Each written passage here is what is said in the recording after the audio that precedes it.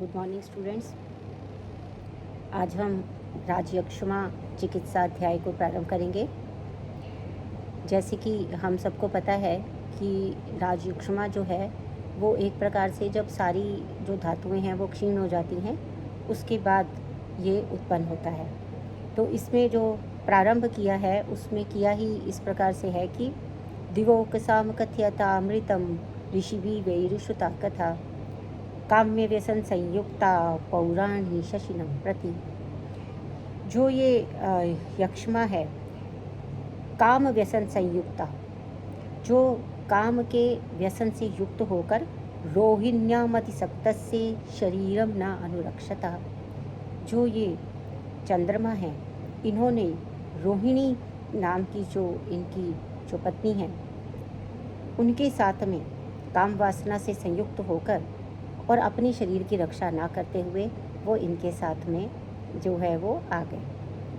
तो इसके कारण दुही आजगामल्पमिंदो देहा स्नेह परिरक्षयात, इसके कारण जो है जो इंदु है यानी कि जो चंद्रमा है उसकी जो है देह जो है स्नेह के परिक्षय होने के कारण वो देह जो है क्षीण हो गई। ठीक है, तो इसके बाद वो कहते हैं दुहि तृष्णा तृणाम संभोगा शेषाणाम च प्रजापते क्रोधो निश्वास रूपेण मूर्तिमान निश्चितो मुखात।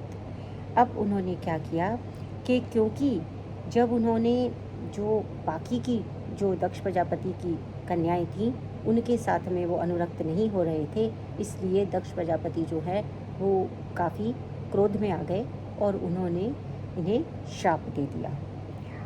और तब इन्होंने जो है ये कहा कि इसमें गुरुनातम अवध्यातम भार्या स्वसमवर्तिनम रजापरीतम अबलम यक्ष्मा शशिनम आविशत। उन्होंने कहा कि जो प्रजापति ने कहा कि तुमने जो है तम अवध्यातम यानी कि भार्या स्वसमवर्तिनम, उन्होंने कहा कि जितनी भी आपकी भार्या हैं उनके साथ में आपको समतापूर्वक जो है वो रहना चाहिए। ठीक है ना, समता जो है वो इसमें नहीं रही। और इसके कारण क्या हुआ कि रजापरीतम अबलम यक्ष्मा शशिनम आविशत, तो जो चंद्रमा थे वो रजापरीत हो गए, क्योंकि राग जो है रज जो है वो आसक्ति का प्रतीक है, तो वो अत्यधिक आसक्त हो गए हैं। इसके कारण उनका जो यक्ष्मा है वो जो चंद्रमा है उसको उसने ग्रसित कर लिया। और क्योंकि सो अभिभूतों में अतिमहता गुरु क्रोधेन निष्प्रभा, और गुरु के क्रोध के कारण वो एकदम से निष्प्रभ हो गए, उनकी प्रभा सारी की सारी जाती रही। इसलिए अब जो है देव ऋषि सहित तो जगामा शरणम गुरु, अब वो जब उन्हें ये पता चला कि वो श्रापग्रस्त हो गए हैं तो वो फिर गुरु की शरण में जाते हैं। और गुरु की शरण में जाकर उन्होंने कहा कि जो है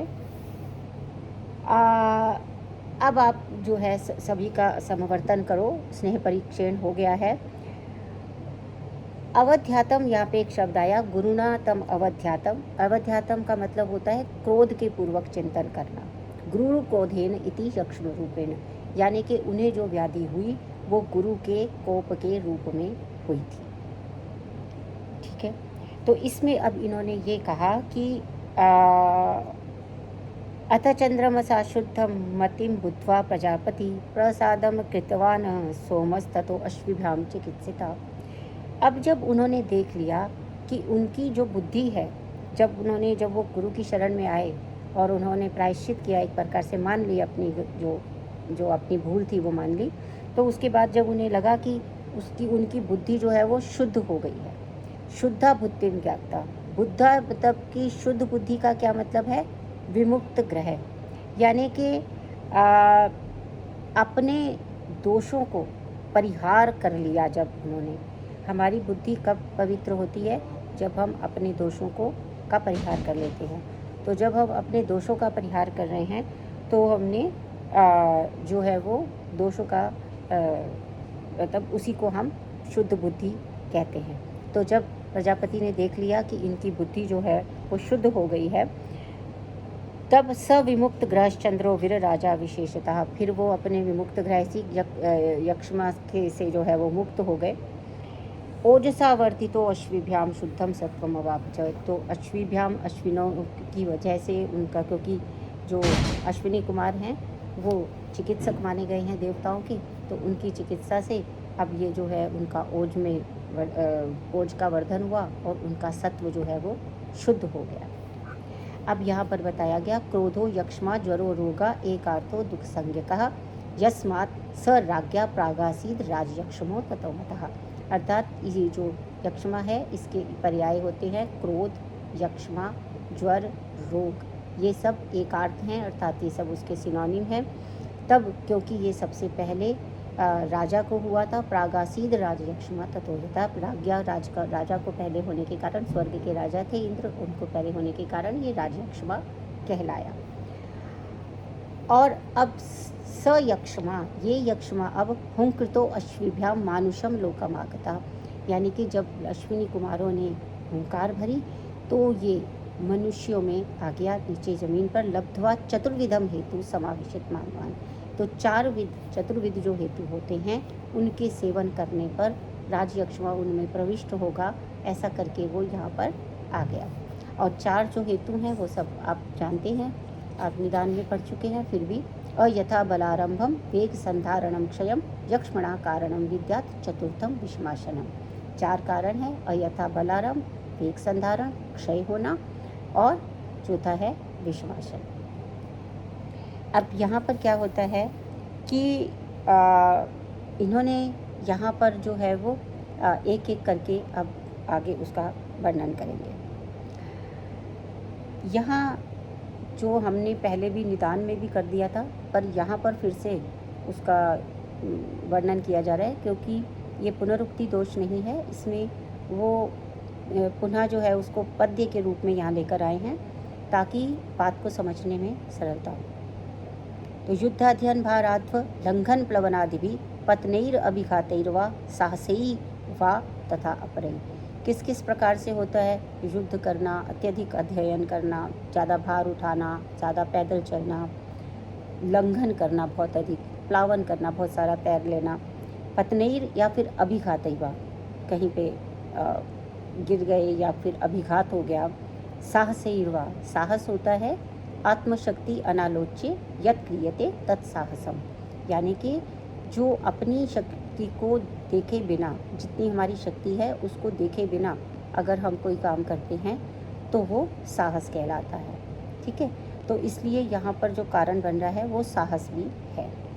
अब उन्होंने कहा कि ये अयथा बलारंभी जंतो उरसी विक्षते, इसका अर्थ ये है कि जब वो अयथा बलम, जितना बल है उससे अधिक यदि कार्य करने का प्रयास करता है तो उसके बाद जो है उस व्यक्ति के उर में क्षय हो जाता है। वायु प्रकुपितो दोषौ उदीर्य उभौ प्रधावती, इसमें क्या है, वायु जो है वो प्रकुपित होती है और दोषों को उभयो यानी कि 2 दोष बाकी बच जाते हैं। वायु क्योंकि जो है वो प्रकुपित हो रही है तो पित्त और कफ जो है वो उदीरण होता है उनका। स शिरस्तः शिराशूलम करोति गलमाश्रितः कंठोध्वंसम च कासम च स्वर भेदम अरोचकम, क्या क्या लक्षण इसमें उत्पन्न हो जाते हैं, क्योंकि ये सिर में जाता है तो शिराशूल करता है, गले में जाता है तो गले में कंठोध्वंस कर देता है, यानी कंठोध्वंस का मतलब है कि आवाज़ रुक जाएगी उसकी। कासम च कास होती है, स्वर भेदम स्वर परिवर्तित हो जाता है, अरोचकम अरुचि हो जाती है, पार्श्वशूलम च पार्श्वस्थो, पार्श्व में जब स्थित होता है तो पार्श्वशूल भी उसको होता है, वर्चो भेदम गुदे स्थिता, और अगर वो गुदा में स्थित हो जाता है, जाकर गुदा में स्थित होता है तो वहाँ पर अतिसार का या वर्चो भेद को उत्पन्न कर देता है। जिम्भम ज्वरम च संधिस्थ उरस्थश्च उरसो रुजम, यानी कि जिम्भा ज्वर और संधियों में, उरा प्रदेश में, उरसा में, उर यानी कि हमारे ये वक्ष प्रदेश में सब में पीड़ा हो जाती है। क्षणनाद उर्सा का साथ कफम स्टीवेत सशोमितम, क्योंकि उरा प्रदेश में क्षत हो गया है, परफोरेशन हो गया है, इसलिए जब वो खांसी करता है, जब वो कास करता है तो उसके साथ साथ रक्त भी जो है वो बाहर आता है। जर्जरेण उर्सा कृच्छम उराशूलार्ति पीड़िता। जर्जरेण उर्सा कृच्छम यानी कि वो कठिनता से, जर्जरेण उर्सा जो उरा प्रदेश है वो जर्जर हो गया है यानी क्षीण हो गया है। तो उसके बाद कृच्छम उराशूलाति पीड़िता, तो उराशूल जो है वो उसको अत्यधिक पीड़ित करता है। इति साहसिको यक्ष्मा रूपैर एतै प्रपद्यते। इस प्रकार से साहसज राजयक्ष्मा के ये रूप, ये लक्षण जो हैं बताए गए हैं। एकादशाभिरात्मज्ञो भजेत तस्मान्नम साहसम, ये एकादश लक्षण हैं। ये जो बुद्धिमान है उसको जानता है, लेकिन जो अज्ञ हैं, जो जानकार नहीं है, वो साहस को, जो बुद्धिमान है वो तो साहस नहीं करेगा और जो अबुद्धिमान है वो इस प्रकार से साहस करता है। उसके बाद अगला जो आता है वो है हमारा वेग संधारणज। इसमें हृत्वाद घृत्वाद व भयात व वेगम आगतम वात मूत्र पुरीषाणाम निगृहाति यदा नरः। इसमें क्या है, हृत्वत्वाद व यानी घृणा के कारण, अपने कोई लज्जा के कारण या भय के कारण जो आते हुए जो वेग हैं उनको वो रोकता है। वात मूत्र पुरीषाणाम निगृहाति यदा नरः, जब ये वात मूत्र के जो भी ये वेग है इनको जब वो रोकता है, तदा वेग प्रतिघातात कफ पित्ते समीरयन ऊर्ध्वं त्रियगश्च एव विकारान कुरुते अनिलः। यानी उसके बाद वेग प्रतिघातात, वेग का प्रतिघात होने से कफ पित्त जो है वो अपने स्थान से हिल जाते हैं। ऊर्ध्वम त्रियगश्च एव विकारान, ऊर्ध्व और अधा दोनों तरफ या तिर्यक में भी वो विकार करते हैं। ये कौन कर रहा है, वायु कर रहा है, क्योंकि हम सब जानते हैं कि वेगों का रोध करने से जो प्रमुख दोष दूषित होता है वो वायु ही होता है। प्रतिशायम च कासम च स्वरभेदम अरोचकम पार्श्वशूलम शिराशूलम ज्वरम अंसावमर्दनम। ठीक है, बाकी सब लक्षण आप जानते हैं। ज्वर होता है अंसावमर्दनम यानी कि कंधों में पीड़ा हो जाती है। अंगमर्दम मुश्चर्दी, अंगमर्द होता है काफ़ी कठिनता से, मतलब पूरे अंग प्रत्यंग में पीड़ा होती है। मुश्चर्दी और जल्दी से वमन होने लगता है, छर्दी होने लगती है। वर्चो भेदम त्रिलक्षणम, वर्चो भेदम त्रिलक्षणम का अर्थ यहाँ पे क्या है, त्रिलक्षण का मतलब है वात आदि जनक तीनों दोषों के लक्षण उस पुरुष में मिलेंगे, इसलिए यहाँ पे कहा वर्चो भेदम त्रिलक्षणम। रूपानी एकादश एतानी यक्ष्मा यही रुच्यते महान। तो ये 11 लक्षण जो हैं वो वेग संधारण के यक्ष्मा के हैं। फिर वो कहता है धातु क्षयज, ईर्ष्या उत्कंठा भयत्रास क्रोध शोकातिकर्षणात् अतिव्यवान अनशनात् शुक्रम ओजश्च हीयते। इसमें क्या होता है, ईर्ष्या, उत्कंठा, भय, त्रास यानी डराना और क्रोध, ठीक है, शोक, ये सब जो हैं वो कृष्णता के कारण होते हैं। अति व्यवाय, जैसे राजयक्ष्मा पहले जो चंद्रमा को हुआ वो अति व्यवाय के कारण होता है। तो अति व्यवाय, अनशन, बहुत अधिक भोजन नहीं करना, बहुत अधिक उपवास कर लेना। शुक्रम ओजश्च हीयते, शुक्र और ओज का क्षरण होता है। तथा स्नेह क्षयाद्वायुर्वृद्धो दोषो उदीर्यन प्रतिश्यायम ज्वरम कासम अंगमर्दम शिरोरुजम। अब इसके बाद स्नेह के जब क्षय हो गया तो क्या हुआ, वायुर्वृद्धो दोषो उदीर्यन, अब वायु की जो है वो वृद्धि हो गई और दोष जो है वो दोषों का उदीरण हो गया, यानी कि कफ और पित्त फिर अपने स्थान से ऊपर हो गए, यानी कि ऊपर की ओर उन्होंने गति की, अपना स्थान छोड़ दिया। प्रतिशायम ज्वरम कासम, इसमें प्रतिशाय होता है, ज्वर होता है और अंगमर्द है और कास है। श्वासम विडभेदम अरुचिम पार्श्वशूलम स्वरक्षयम, सिंपल शब्द है, कोई इसमें ज़्यादा बताने की आवश्यकता नहीं है। श्वास है, विडभेद का मतलब कोई अतिसार है, पार्श्वशूल है, अरुचि है, ये सब लक्षण होते हैं। करोति च अंश संतापम एकादश गदानिमान, यानी इसके अंश में यहाँ पर क्या हो रहा है, कंधों में वहाँ पे शूल हो रहा था, यहाँ पे संताप हो रहा है, तो संताप हो रहा है। और इसमें लिंगान्य वे एदत एतन एकादश महागदम संप्राप्तम राजयक्ष्मणाम क्षयात प्राण क्षयप्रदम, प्राण क्षय करने वाला ये होता है। अब विषमता जो है, आगे जो विषमाशनजन्य है, इसमें हमने धातु क्षयजन्य ये किया, पहला हमने किया साहसज, दूसरा हमने किया वेग संधारणज, और तीसरा जो है वो है ईर्ष्या आदि से धातु क्षय के कारण, और चौथा जो है वो है विषमाशन के कारण। विविधानि अन्नपानानि वैषम्येन समश्नता जनयन्त्यामयान घोरान विषमान मारुतादया। अर्थात बहुत विविध प्रकार के जो अन्नपान होते हैं उनमें विषमता हो जाना। विषमता का अभिप्राय यहाँ पर क्या है? वैषम्येन इति प्रकृतिकरणाद यद अष्ट आहार विधि वैषम्येन। यहाँ पर विषमता का अर्थ क्या है? विषमता का अर्थ है कि जो आहार विधि विशेष आयतन 8 बताए गए हैं उनका पालन जब कोई नहीं करता है तो उससे होने वाला ये रोग है। अब इसमें जो है समशनता, समशन यानी कि हितकर और अहितकर को जो एक साथ खाता है वो समशन है। और स्रोतांसि रुद्रादि नाम वैषम्याद विषमम गतः रुद्धा रोगाय कल्पयन्ते पुष्यन्ति न च धातवः। इसमें क्या होता है? स्रोतांसि रुद्रादि नाम वैषम्याद विषमम गता, जो ये रुधिर आदि जो रक्त आदि जो स्रोतस हैं ये विषमता को प्राप्त होते हैं और ये इनके अंदर रुद्धाइन में ब्लॉकेज हो जाती है, स्रोतोसंग हो जाता है बिकॉज ऑफ विषमासन। तो अब उसमें जो है कल्पयन्ते पुष्यन्ति न च धातवा, वो जो है धातुओं का पोषण करना बंद कर देते हैं, क्योंकि जब जो हमारे न्यूट्रिशन हैं, जो हमारा भोजन का पोषक रस है, जब वो आगे नहीं बढ़ पाता है, उसके अंदर रुकावट आती है, तो जब वो नहीं पहुंच पाता तो उसके कारण जो है वो धातुओं की पुष्टि नहीं हो रही है। तो नहीं हो रही है तो प्रतिश्यायम प्रसेकम च कारसम छर्दिम रोचकम, ये सब सेम जो लक्षण है, प्रतिश्याय प्रसेक कास छर्दी ज्वर अंसभितापम च छर्दनम रुधिरस्य च पार्श्वशूलम शिराशूलम स्वरभेदमथापि च पित्त कफ पित्तानिल कृतम लिंगम विद्याति यथाक्रमम। अब यहाँ पे इन्होंने कहा यथाक्रमम जो है वो कफ पित्त और वायु के लक्षण यहाँ पर मिलते हैं।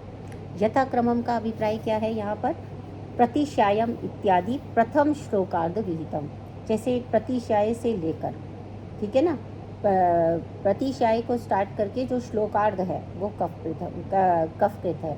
श्लोकार्ध यानी प्रतिश्यायम प्रसेकम च कासम छर्दिम रोचकम, ये जो है वो है कफकृत। जो द्वितीय श्लोकार्ध है यानी कि ज्वर अंश अभितापम च छर्दनम रुधिरस्य च, ये पित्तकृत है।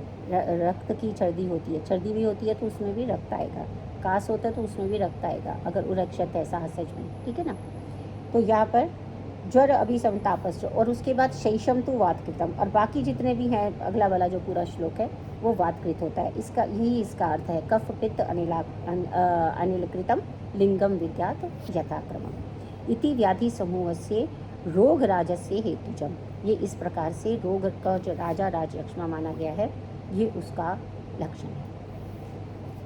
अब यहाँ पर आपको थोड़ा सा ये बता देती हूँ कि एकादशा नाम ये सारे जो हैं त्रिदोषज हैं। वैसे तो एकादशा नाम एकत्र सानिध्यात तंत्र युक्तिता, सुश्रुत में आया है ऐसा।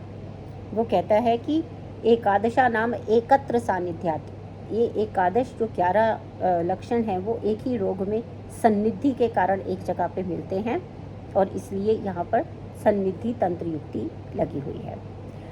क्रियाणाम च विभागेन राग प्राग उत्पत्तादिन्य, मतलब कि इसमें है तो राजयक्ष्मा ही, लक्षण भी लगभग सेम है, लेकिन इनकी चिकित्सा में यानी क्रिया विभागेन ये इसमें अंतर आ जाता है। विषमासन की जो चिकित्सा होगी वो अलग प्रकार से होगी, साहसज की अलग प्रकार से होगी और इसी प्रकार से वेग संधारण की अलग प्रकार से होगी। तो क्रिया भेद के कारण ये जो है अलग अलग हो जाते हैं, क्योंकि यहाँ पर वैसे भी कहा गया है ये एक एव मतः शोषा सन्निपात्मको गदः, सुश्रुत में भी उत्तर स्थान अध्याय 41 में इसको सन्निपातज कहा और यहाँ पर भी सर्व त्रिदोष जो यक्षमा इत्येव। अब लेकिन इसमें क्या है कि हेतु लक्षण चिकित्सेन चतुर्णामपि भेदादि न एवं इति युक्तम। इसमें क्या है कि हेतु के डिफरेंस है, हेतु और लक्षण और चिकित्सा तीनों में अंतर है। वैसे तो हमने कह दिया ये एकादश लक्षण है, लेकिन वो इसमें फिर बताया गया है जैसे तत्र हेतवो अयथा बलारंभादय उक्ता एव लिंगम च भिन्नम साहसजे। जैसे कि इसमें अयथा बल अगर आरंभ हो जाता है तो कंठोध्वंस उरोरुक जृंभाच, साहसज में ये लक्षण अधिक मिलेंगे।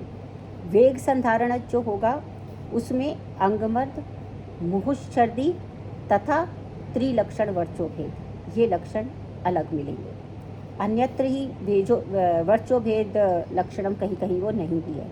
लेकिन क्षयज वाला जो होगा उसके जो विशेष लक्षण हैं उसमें श्वास, पार्श्वशूल, अंशताप और जो विषमाशनज है उसके अंदर छर्दन, रुधिर की जो वॉमिट है जो है ना, हिमेप्टेसिस, वो छर्दन रुधिर से। साहसजे प्रतिश्याया भाव, साहस में जो है प्रतिश्याय का अभाव रहेगा। शेषेषु प्रतिश्याया, बाकियों में प्रतिश्याय लक्षण रहेगा। तो कुछ कुछ लक्षणों के अंदर अंतर है, हेतु में अंतर है, कुछ लक्षणों में उसमें भिन्नता है और चिकित्सा भी इसी प्रकार से अलग अलग होती है। तो इसलिए इसको 4 प्रकार का जो बताया गया, मतलब ये उसकी एक्सप्लेनेशन दे रहे हैं कि फिर जब दोष एक ही है, तीनों दोष ही प्रकोपित होने हैं और राज्यक्षमा ही होना है, एकादश लक्षण है, तो फिर ये 4 अलग अलग क्यों बताए गए हैं। तो उसका ये है कि हेतु अलग है त्रिदोष जी, लेकिन फिर भी हेतु के अनुसार लक्षणों में कुछ भिन्नता आएगी और चिकित्सा में फिर उसके अनुसार जो है वो भिन्नता आएगी। ठीक है, तो अब इसमें पूर्व रूपम प्रतिश्यायो दौर्बल्यम दोष दर्शनम अदोषेष्वपि भावेषु काये विभत्स दर्शनम। इसमें क्या होता है कि जो पूर्व रूप है इसमें प्रतिश्याय है, दुर्बलता है, दोष दर्शन है। अदोषेष्वपि भावेषु, जो जिन भावों में दोष नहीं भी है उसके अंदर भी दोष दिखता है।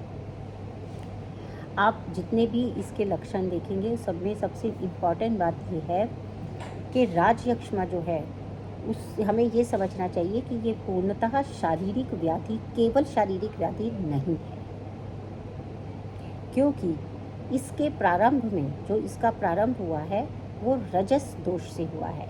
इसका अर्थ ये हुआ कि इसमें पहले मानसिक दोष होता है, क्योंकि हमारे यहाँ पर शरीर और मानस ये दोनों एक दूसरे के ऊपर आश्रित रहते हैं, और हमने ये माना है कि जो शारीरिक दोष होते हैं उनका प्रभाव मन पे पड़ता है, जो मानसिक दोष होते हैं उसका प्रभाव शरीर पे पड़ता है। तो ये जो दोनों हैं शारीरिक और मानसिक, तो यहाँ पर जो प्रमुख कारण है वो मानसिक है, क्योंकि रज और तम मन के 2 दोष माने गए हैं, इनमें से रज के कारण ये रोग हो रहा है। और इसी कारण से जब कोई राजसिक प्रवृत्ति का व्यक्ति होता है, राजसिक प्रकृति का व्यक्ति होता है, तो उसके अंदर क्या होता है कि बुरा, अच्छा, गंदा, ये जो भाव होते हैं ये अधिक होते हैं, क्योंकि वो समभाव से रह नहीं पाता, क्रोधी स्वभाव का है। तो इसलिए, और कहीं ना रजस है तो कहीं आसक्ति होगी और किसी चीज़ से घृणा होगी। ये जो द्वंद्व वाला है ये राजसी द्वंद्व वाला होता है ना। तो क्योंकि राजस दोनों तरफ है, सत्व और राजसिक मिलते हैं, जो अहंकार जो मिलते हैं उससे 11 इंद्रियां, और यही राजसिक उसके साथ भी जाता है, तम के साथ, और फिर तन मात्रा उत्पन्न होती है। तो रजस जो है वो दोनों तरफ है, इसलिए रजस में हमेशा द्वंद्व लगा रहेगा, ये आपको समझना है। हमेशा जिसकी भी राजसिक प्रवृत्ति होगी द्वंद्व सदैव रहेगा। अब हम सब जो सामान्य लोग हैं सबके पास द्वंद्व रहता ही है। तो इसलिए यहाँ पे जो जिसमें दोष नहीं भी है उन भावों में भी ये दोष दिखता है। विभत्स दर्शनम, काय विभत्स दर्शनम, उनको जो है अजीब अजीब से डरावनी चीज़ें दिखाई देती हैं। घृणित्वम अश्नताश्च अपि बलम मांस परीक्षया, इसमें क्या होता है कि ये घृणा करता है उससे, और वो अश्नताश्च अपि यानी भोजन कर लेने के बाद भी बल मांस परीक्षा, उसका बल और मांस जो है वो क्षीण होता जाता है।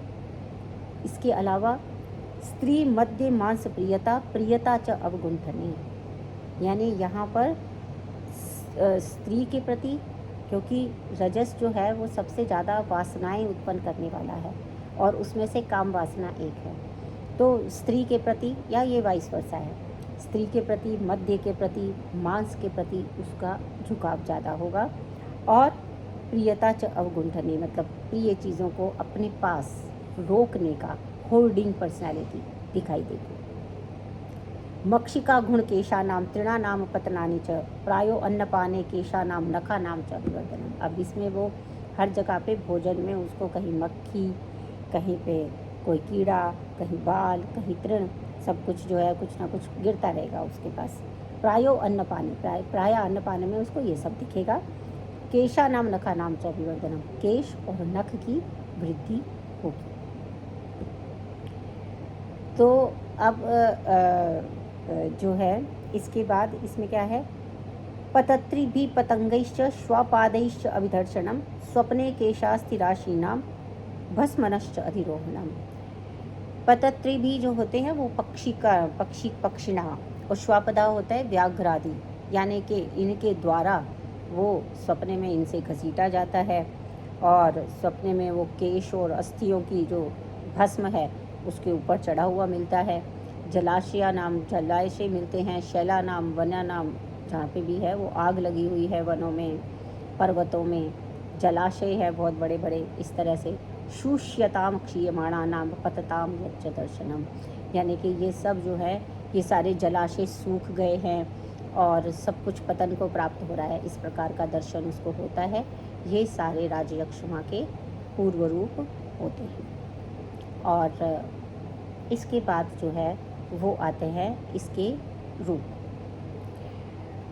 रूपम तो अस्य यत् उद्देश्यम निर्देक्ष्यामि सभेषजम। अब वो कहते हैं कि मैंने ये यहाँ पर तत् उद्देश्यम, उद्देश्यम मतलब कि अभी शॉर्ट में ये भी तंत्र युक्ति है, उद्देश्य और निर्देश, दो तंत्र युक्ति इस श्लोक में हमें दिखाई दे रही हैं।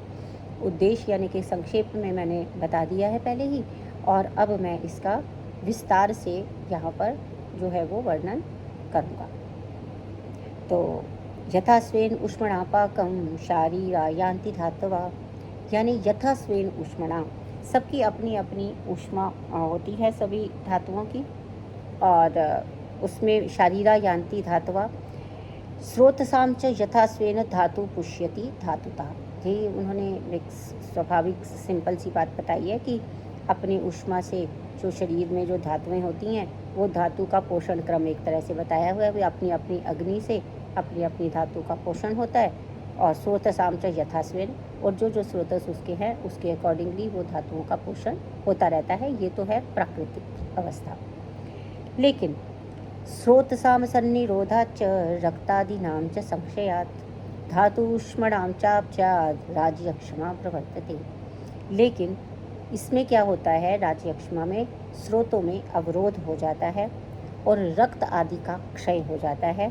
धातु ऊष्मणां च, और धातुओं में जो ऊष्मा होती है उससे च अपचयाद, उसमें जो है अपचय होने लगता है, अर्थात जो वृद्धि का विपरीत है अपचय, यानी उपचय होता है शरीर का बढ़ना और अपचय होता है शरीर का क्षीण होना। तो ये क्षीण होता है तब राजयक्षमा होता है। तस्मिन् काले, इस काल में पचत्य अग्नि यद अन्नम कोष्ठ संश्रितम, इस समय में जो अन्न कोष्ठ में संश्रित रहता है उसको अग्नि जो है वो पाचन उसका करती है। मली भवती तत्प्राया कल्पते किंचित ओजसे, लेकिन ये सब का सब जो कोष्ठ में अन्न आता है उसका पाचन करती है, लेकिन ये सब का सब जो है मली भवती तत्प्रायः, प्रायः सारे का सारा जो है किंचित ओजसे, थोड़ा सा ही ओज बनता है, बाकी सारा मल बनता है।